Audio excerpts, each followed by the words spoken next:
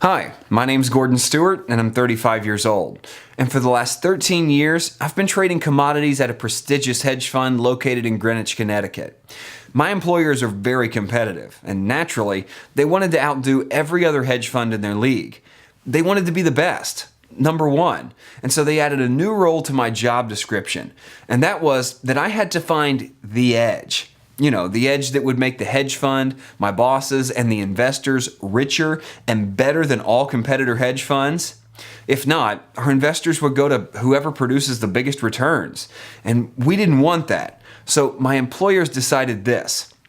To find the edge, I needed to travel the world finding exotic investments that could return thousands of percentages. Truly groundbreaking ways of making money that would crush everyone else.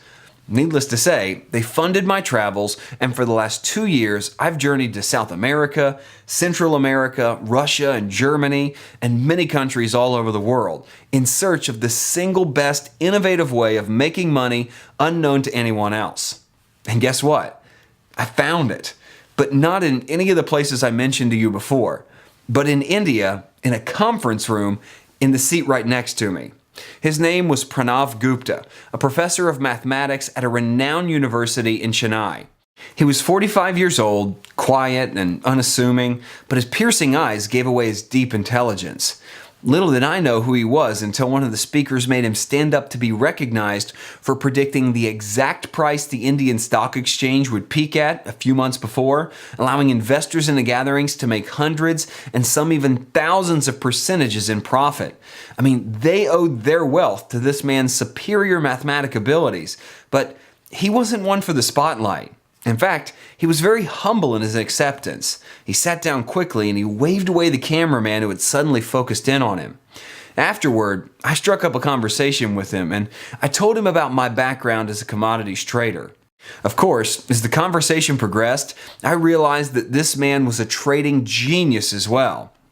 Excited and with just a few quick messages back and forth to my bosses in Connecticut, I offered him $1 million signing bonus to become a consultant with my hedge fund.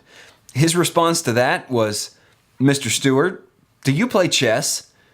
I was baffled with his response. I said, "Sure I do."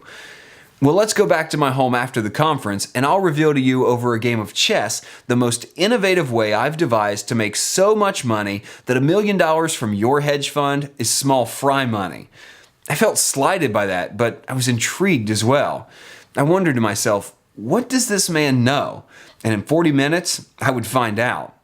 We got to his home and started playing chess. And of course, he was beating me, and in a fit of laughter, he said this, "Mr. Stewart, I want you to see this." He pulled out his iPad Air and he logged into a binary trading account.